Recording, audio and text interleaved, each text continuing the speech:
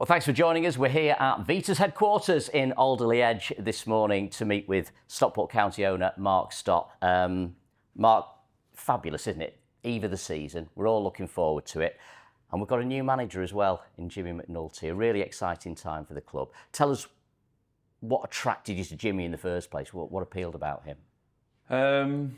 It's great that he, first and foremost, played for the club all those years ago. Do you know what? I was watching the run-in to the end of the National League season, and watching the pace of play of Rochdale, the style of play, and even where they were in the 115th minute, they were still on it, at it, and that's, I don't know, just watching that, their kind of energy is something that I'm really excited about having at Stockport County. I think we've been incredibly successful for the 6 years. I've been really lucky with the team we've had in place, whether that be Simon, Dave. But the one thing I think that if there's anything ever been lacking in this style of play, it was probably that getting everybody off the seats and that level of excitement, and it's all about playing style. And Jimmy's playing style is it kind of lights the fire inside of me. I hope that can transition from his thought process onto the pitch for us with a new group of players, or quite a few new players. But yeah, and I'd say cautiously optimistic. I'm never really that cautious, so I'm very optimistic. Well, it's interesting, isn't it, with Jimmy? But I mean, obviously, I've known him for many years as a player, and you've met him now and spoken to him, and the enthusiasm is obviously there. Yeah. But there's a heck of a lot of intelligence going on behind football intelligence. He's a super bright guy. He's a very bright guy. He knows exactly how he wants to play, style of play.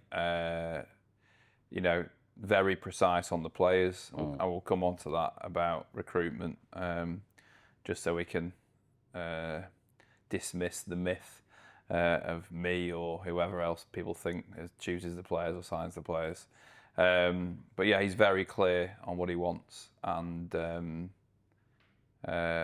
super bright guy, and I think very warm as well. So I think, with the other team, the extended team that we've put together over the close season, I think Jimmy's impact as well will not just be on the first team. It's a very young extended team as well, and I include Jimmy in that. So is that part of the reason for the appointment of Rennie Mullenstein? Yeah. Who, by the way, what an interesting job title he's got. Yeah, I'm sure there's a lot of people mocking that, but I don't.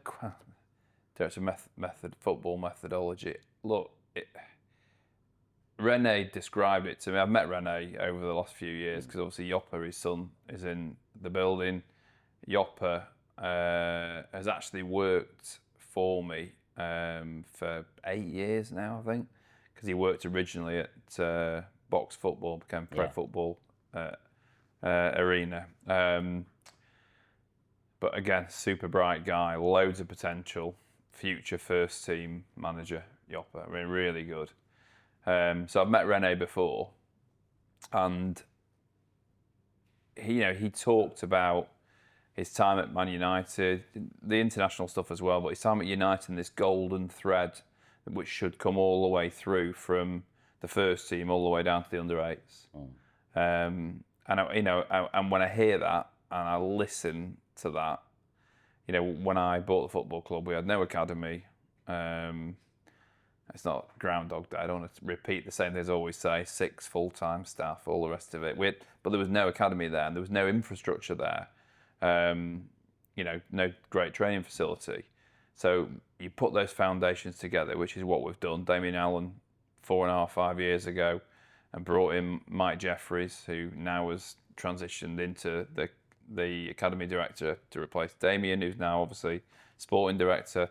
But we've got all of this infrastructure in place. What we now need to do is have a playing style and have a style of play that comes all the way through.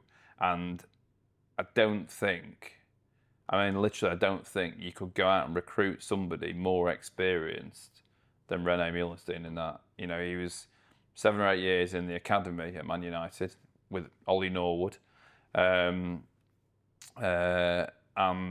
he then, 2007, I think it was, transitioned to the first team, and he was first team coach on the grass, because Sir Alex Ferguson wasn't on the grass every day, obviously, on the grass with that team, who, you know, some of the most successful years Man United has ever had. Champions League, Champions League, and he bringing through. I mean, he was, you know, really important bringing through Ronaldo. Spent a lot of time developing Cristiano Ronaldo. So he's done it at the top level, and you know, he's a local, lives locally. It's, you know, the idea of creating the methodology from the first team all the way down to the under-8s that we can embed in a style of play, I think gives us a massive advantage over, you know, most other academies. I mean, literally, people can take the mickey out of the title, but they won't be taking the mickey, I don't think, out about how we're playing football from under-8s upwards over the next 3 or 4 years.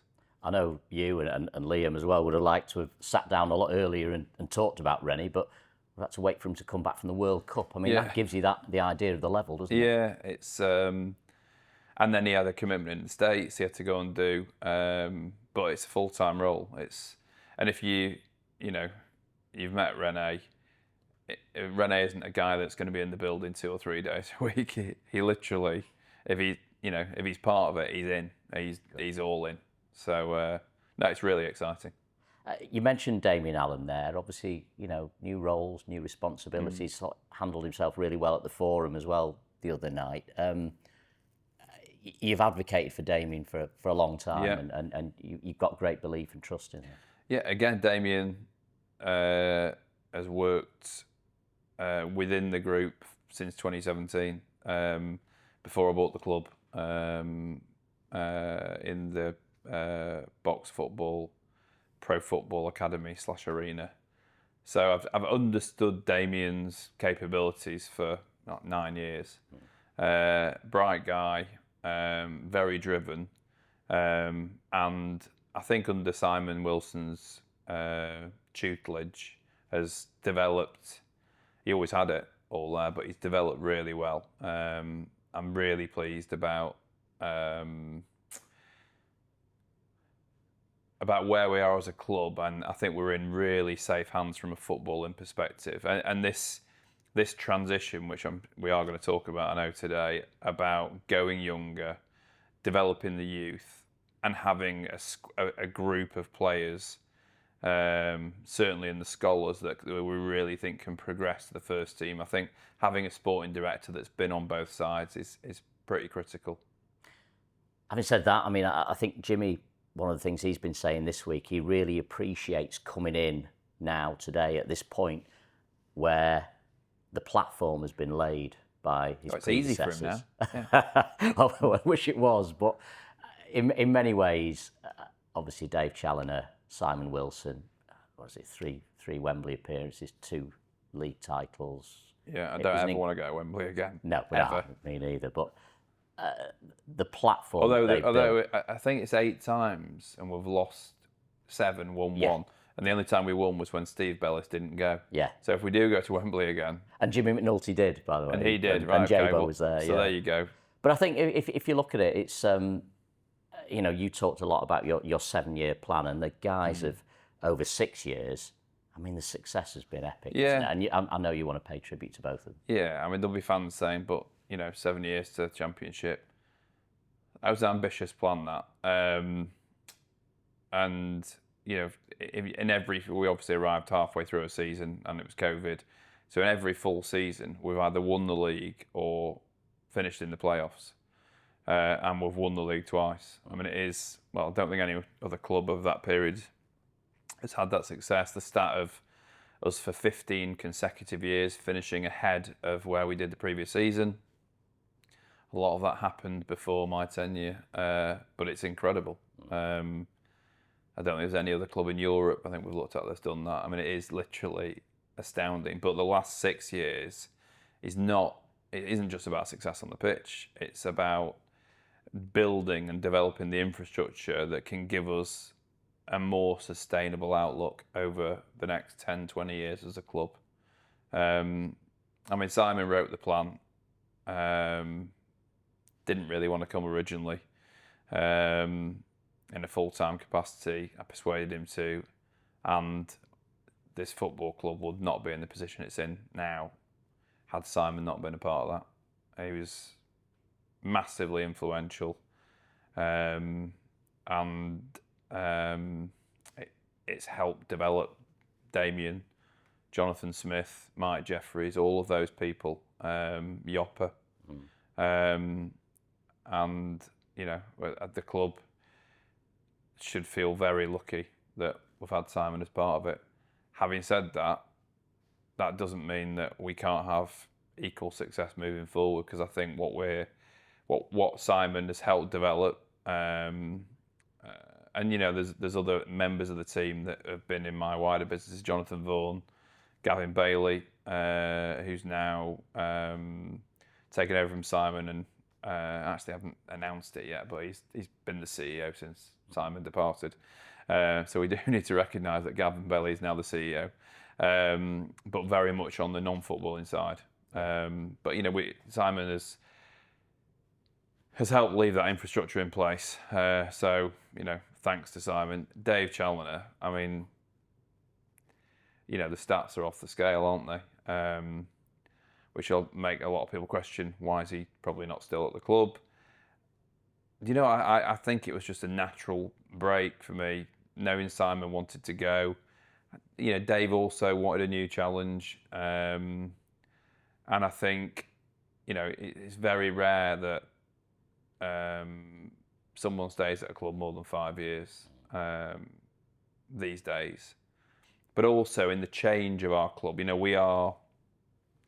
we're developing all of the time, and we're trying to make us in a really, really complicated, difficult, financially challenging environment.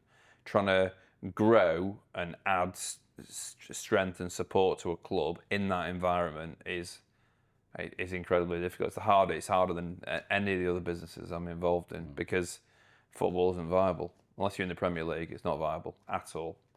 So to keep having the success, whilst, you know, we've spent a lot of money, but nothing like other people have spent.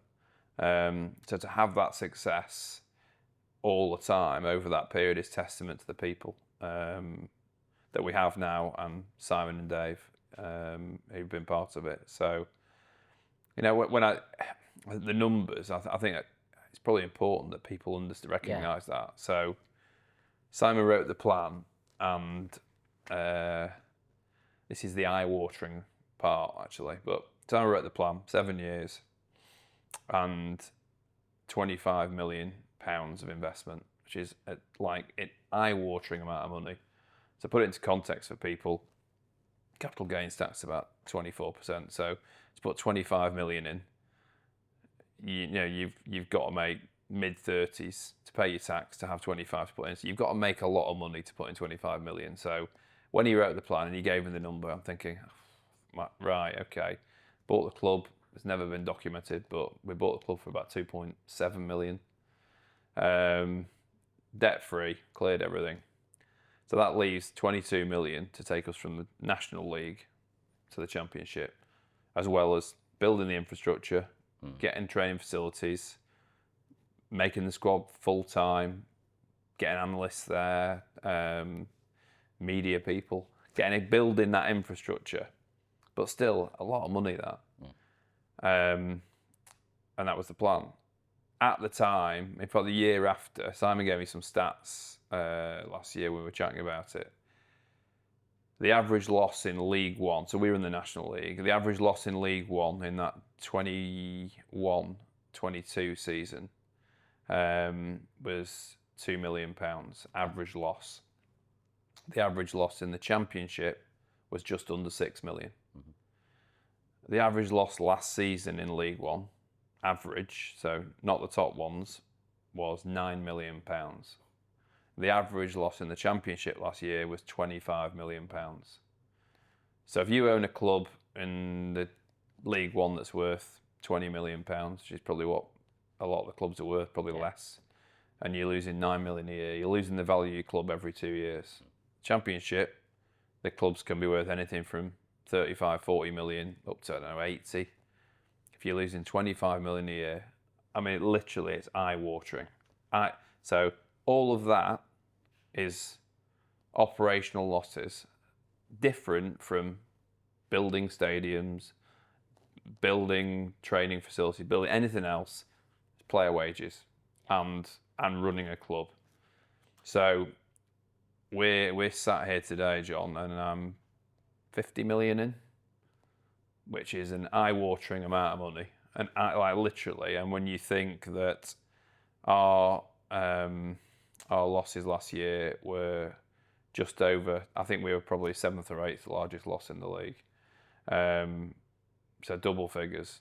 It's not sustainable.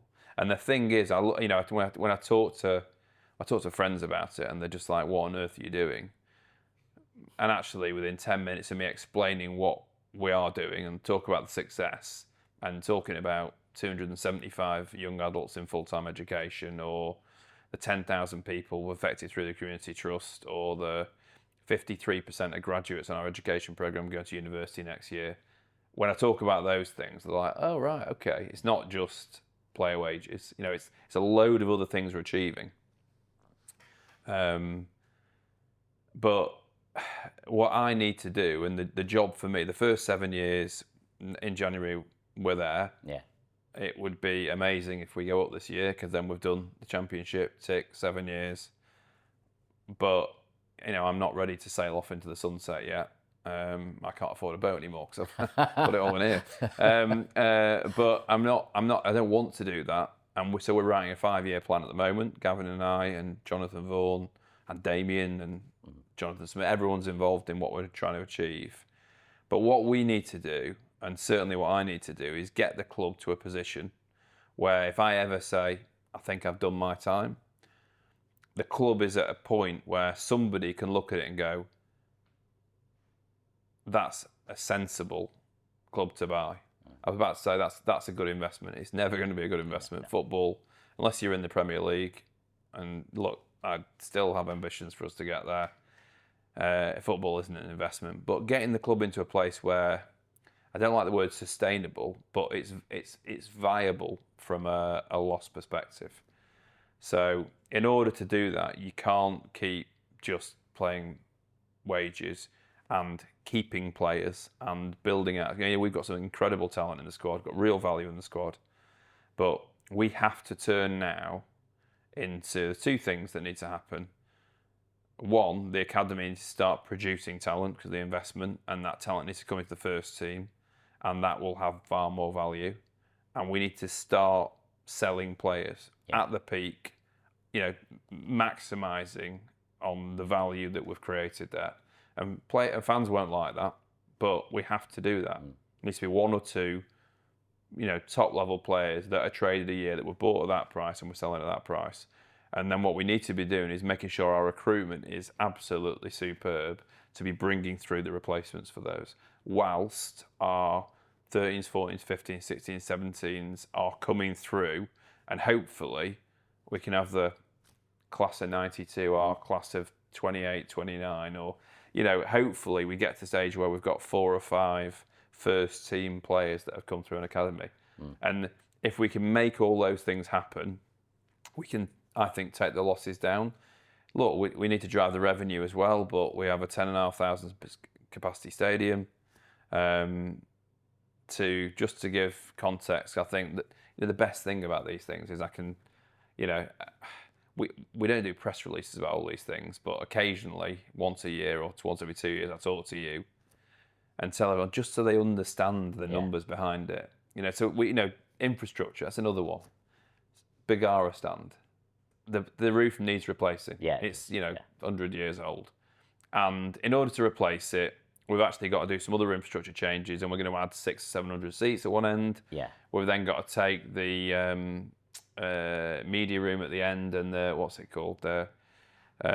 security thing where we watch all the police box there. There. We've got to relocate that. So to put a new roof on there, We can't extend it because of the road at the back of it. Can't cantilever it. So to add 600 seats and put a new roof on the Bigaro, which we have to do, is about £5.5 million. Wow. £5.5 million. Railway end, 1,100 seats. To put a new railway end on there with what we've got planning for is about £24.5, £25 million. So the numbers are eye-watering. Cheadle End was built in 93 or 94 for £4.5 million. I wish I could travel back in time. But it is eye-watering, the money. So people really need to understand that, you know, the level of investment needed to make the wheels turn on Stockport County, and hopefully bear with us and understand that we're doing this in the right way. As we, you know, we've got ourselves from there to there. We now need to, while still going from there to there, transition into a club that is more viable from a financial perspective. One, for me. Two, for the security of the people who work in the club.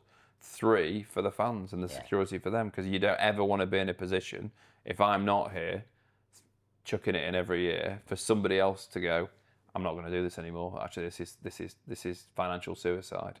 So the next 5 years is about getting us to that. And do you know what? I'm really excited about that. And that's probably, from my side, the real challenge that fires me up, because I think we've done it differently in the last 6 years. I think we can do it differently again for the next 5 years. It's great to, I mean, as you pivot to that new model and the excitement that you're expressing in that, what about things like salary cost management protocols, for instance? Because that has an impact as well, Mark, doesn't it? Because that's going to restrict the amount you can put into your playing budget, presumably. Well, it's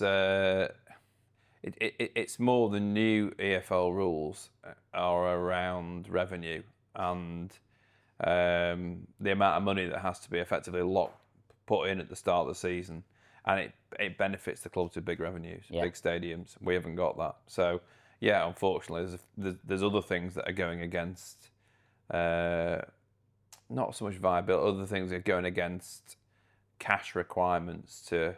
And some of it I agree with, because we need to get sustainable clubs, but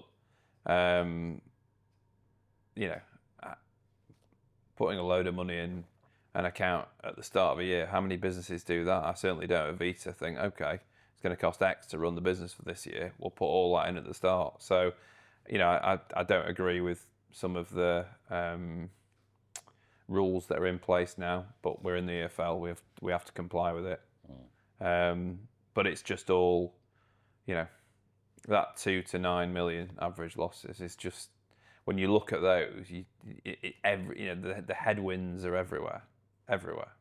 Under the new model, if it's fair to call it a new model, that we've talked a lot about there, Mark, is the recruitment strategy. Yeah. And if there is going to be this kind of player trading, if you like, Jonathan Smith becomes absolutely critical to that. You mentioned he's been around for 5 or 6 years and he's learnt from the best, but how crucial is his role going to be going forward now?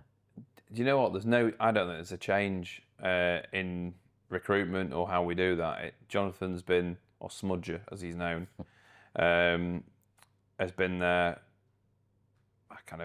Matt Jansen brought him in probably a year in, and he's gone from a part-time role to now being the head of recruitment.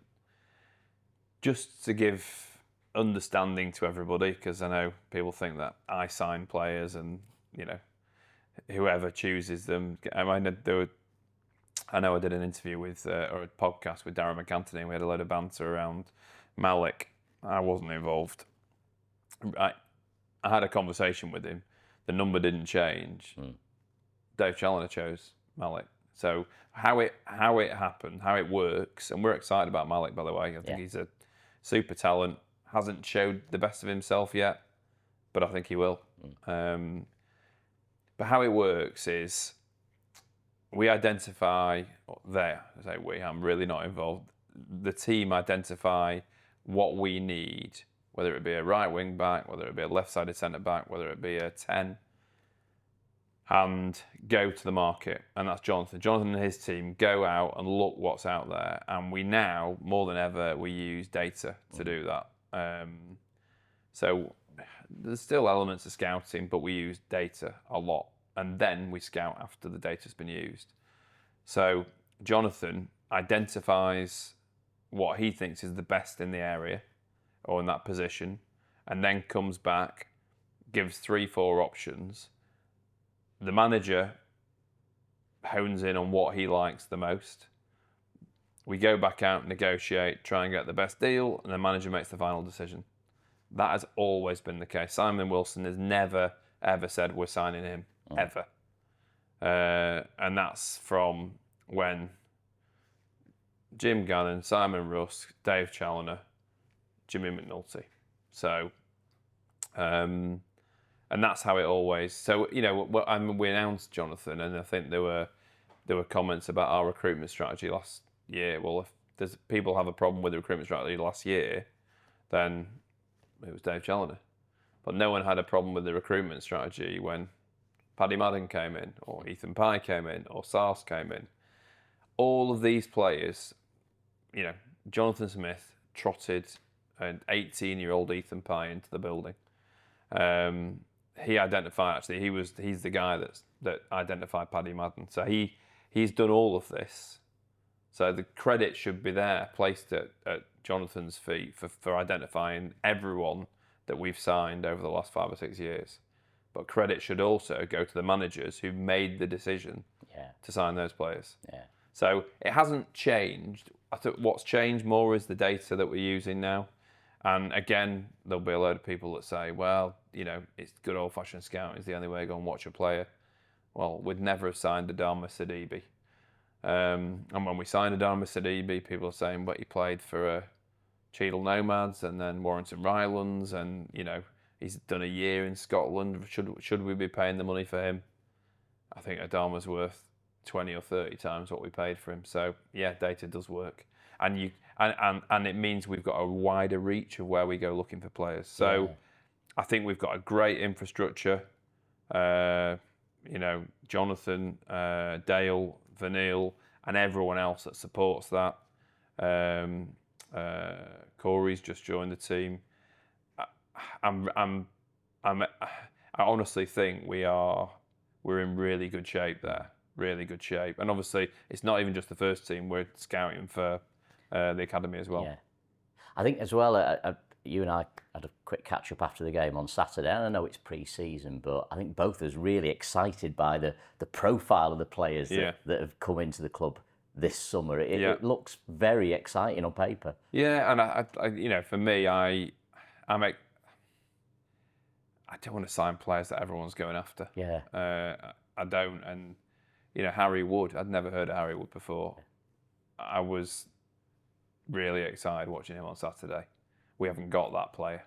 I think we had it in the past in probably Will Collar. But that kind of 10, that type of tenacious. I look at the squad. I've only watched training a couple of times, but there's an energy around the place. There's a load of young talent. Yeah, we've signed young in the main. And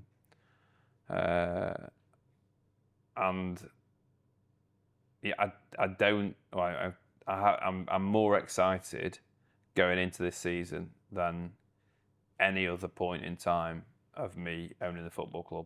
And there's 2 reasons for that. One, the football. I'm really excited about how Jimmy's playing or wants to play. I'm excited about with the team that's been brought in, and I'm excited about the challenge to really go against the grain and change the economics of where we are as a club compared to other clubs. And that's a massive challenge, but I think we're up to it with the team we've got. Just going back to something you mentioned earlier, and you've been very consistent about this through the last 6 years, really, has been the academy. And obviously, I was around when it was scrapped in the first place because we couldn't afford the £250,000 a year it was costing. But do you mean the old C of E? Yeah, but the gap where Phil Foden, Cole Palmer, Kobe Mainoo, all slipped through. Taylor. I mean, It's horrendous, and it was an awful decision, but almost a necessary decision I'm at the sure time. it was. There wasn't the money there, but you've invested so heavily in the academy, and what pleases you most about the progress of the academy up to this point? I think, look, I'm my son's scholar now. He's doing well. He He's had a little bit of training with the first team, hasn't he? he as has well? this. Yeah, he did. He got a little first injury at the end of last season. Never had anything, but I think he scored 28 in 22 or something. Did well. He gets a lot of pressure from me, but because of him, because I watch Joel week in week out, and I suppose the academy is more relevant to me than probably any other area of the club.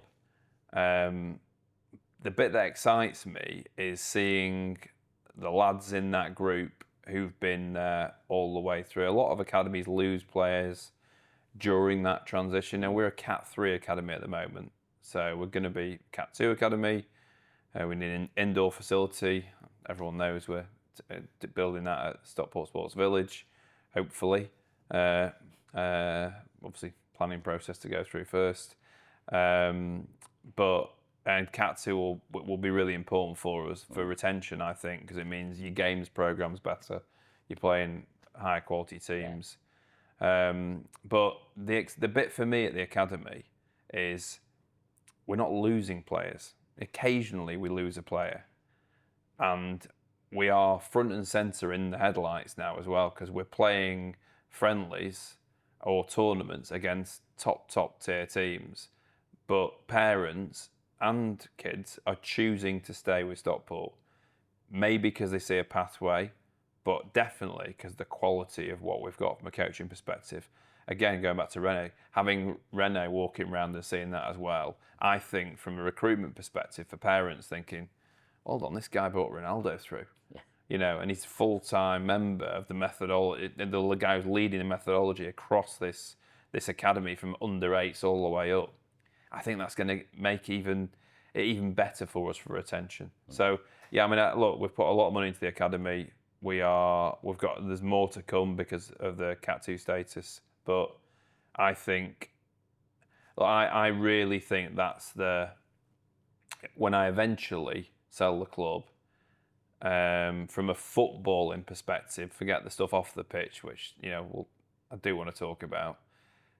From a footballing perspective, if that academy is like Southampton was of old, bringing through incredible talent that's making it through to the first team, then I feel as though I've done a real job here at Stockport. Because with a town with 300,000, 290,000 people in it, we should have, and nothing else around this area of a quality level and the academy status.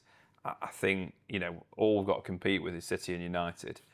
I think we've got a real opportunity there, and I think Damien, Mike Jeffries, and the team associated with that have gone a long way. I think we're 70% of the way there. The next 30 is that transition to the first team, and if I can leave it when eventually, and I'm nowhere near ready, eventually, hand the baton over to somebody else with that there, then. As you can tell, I'm really excited by the academy. I think as well. I mean, you mentioned that there, and there will be legacy, and I think that's great, and not just in the first team, the academy, but also county women, which that horrible name, county ladies, for so many years. Yeah. But county women now with Tracy Neville at the helm. That's suddenly got a significance and She's an got some energy. Lord. Yeah. But I mean that as well. Every area of the club's been lifted. Tracy is a powerhouse. Yeah, look, I'm really excited about the women's team. It hasn't had the investment before. It was affiliated with us, but it wasn't funded by us. We've now brought it under the group umbrella, and I think we've got a great leadership team there, headed up by Tracy. She got the support from Gavin Bailey. I think it's really exciting, and of course within the women's structure is the girls' structure as well. When I go up to SSV, there are as many girls there as there are lads playing football. I think it's really exciting for us, and the growth in women's football. We're level 4 at the moment. Our ambition is to get to WSL2, and I back Tracy to go and do that. Just going back to the academy, one of the younger age groups, can't remember, it was under 10s or under 11s. During the summer, I think it was maybe June time, went and did a tournament at Man City.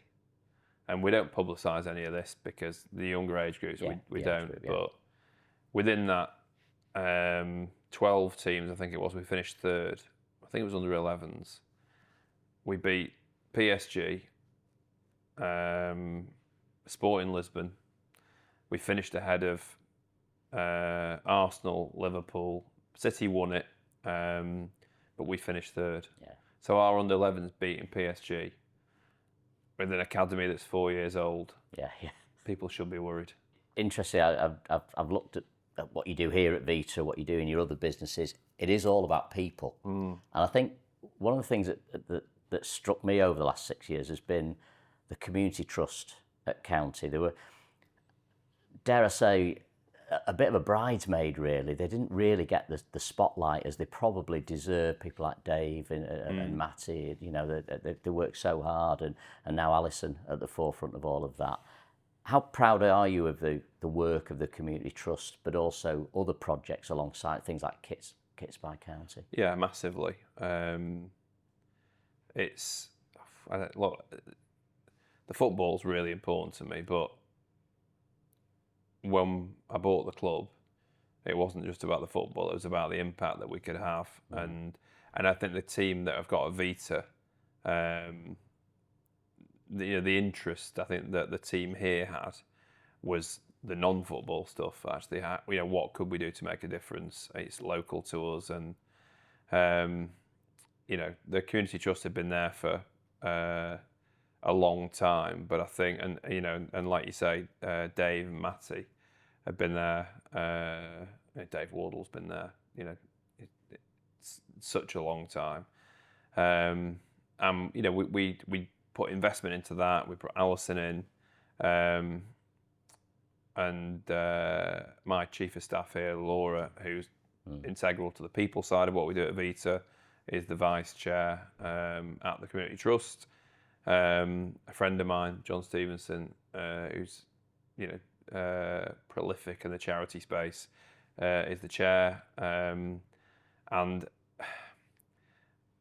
I suppose the thing for me, when I look at what that community trust achieved, it's always done great work. Yeah. Historically, it wasn't as attached to the club as it is now. That's right. Now you have to operate independently, but the whole idea was that the brand of Stockport County, the platform of Stockport County, the community reach and connection of Stockport County just wasn't, the trust wasn't feeling the benefit of it. That's a two-way street, that. I think what we have now and the impact that we have, we're in every single junior school delivering an education programme. Thousands and thousands of kids get the benefit of that. Kits by County. I think we have, over the 3 years we've done it, delivered 12,000 kits, I think. Over £200,000 worth of kits to kids in Stockport. So those type of things that, there are other clubs in the country that do that.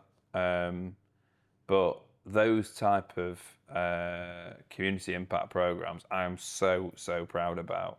And that, it's about, we need to make sure we're building something of scale that, again, in years to come is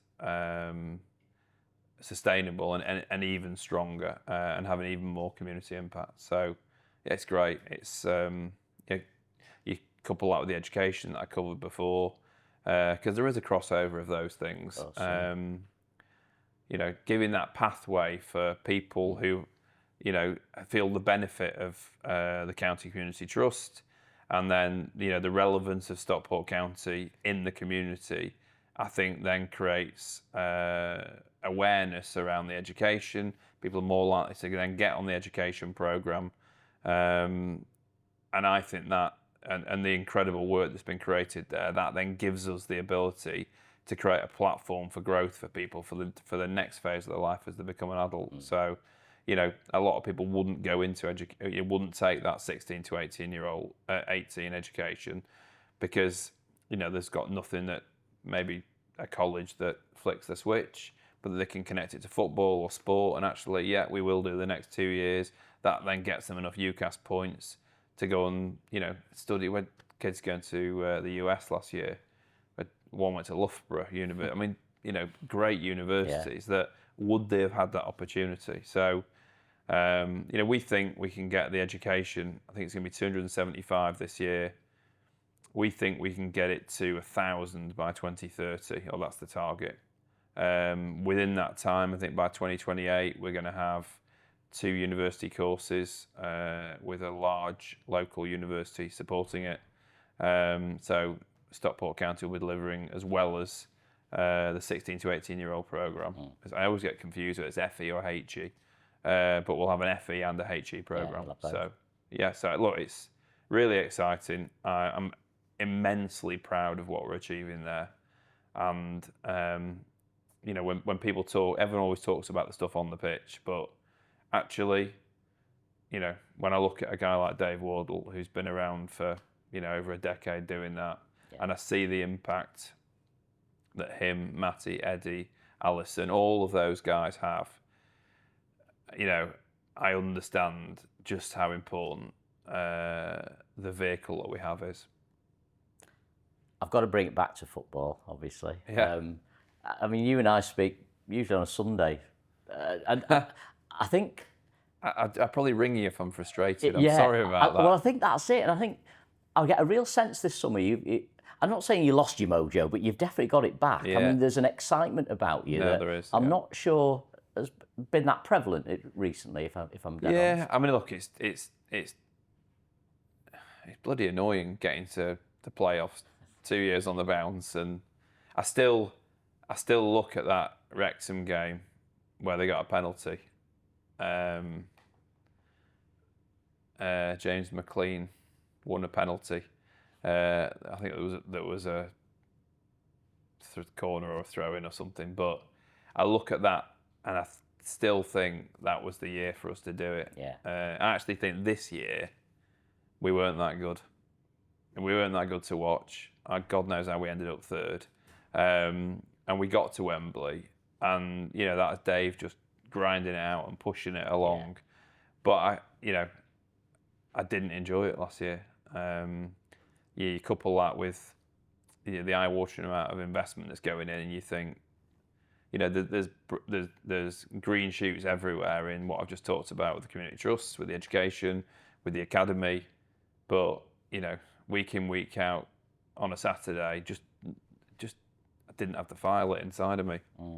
And so I needed a change. I think a load of other people needed a change. Jimmy, as a character, has helped like that.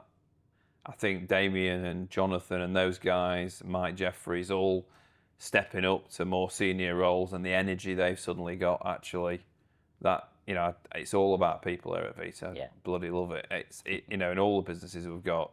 So you see those guys, and you see that that continuity coming through. It's not a revolution. It's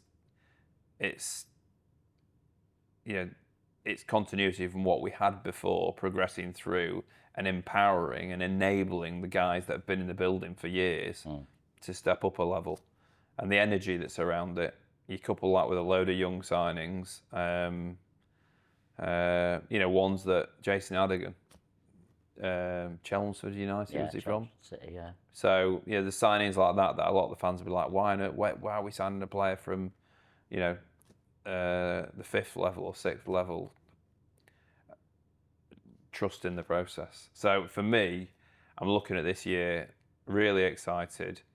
I think we again should be around the playoffs. Is that what success looks like this year for you? Yeah, success for me is always getting promoted, but at some point that has to stop, doesn't it? Yeah. But it's success this year, I think, is embedding this group of players together, and yeah, playoffs is. I think everyone would say the same thing. You know, you look at this year, you've got Leicester City, who've still got players on 80 or 90 grand a week coming down from the Premier League. Chef Wednesday, obviously Simon's there. Big club, big club. Oxford come down, but you've still got your Lutons, who've still got parachute cash from the Premier League. Well, you know, really well run club actually. Good manager. Thought he was really good actually. Yeah. Plymouth, which I think again brilliant manager. Yeah. I know Tom, good guy, and I think they'll be right up there. You know, Plymouth and Luton to the back end of the season really came on good runs. Then you've got Huddersfield, like enormous clubs, and you know, no matter what our fans think, you know, we aren't the size of a load of those clubs, so we're punching above our weight. But for the last 6 years, we've punched above our weight every single year, and we've had incredible success. So I hope everyone's happy with it. I've loved it, and I've got a renewed energy now. I wouldn't say it waned last year. It just, you know, it just time for a change. We've had the change, and we go again. And you know, let's try and get the kind of momentum that we've had over the last 6 years for the next 4 or 5. And yeah, it's exciting times. And just finally, Mark, have you got a message to the fans and maybe the broader community in the town as well? I just hope everyone's proud of what we're doing. Honestly, from the trust, the education, the academy, the first team, like there's so many people involved, and there's like 400 people, a full-time or part-time basis, linked to the club. The impact we have is like tens of thousands of people across Stockport, and you know, that isn't, I put the money in, but that isn't driven by me. It's driven by all the people connected to it.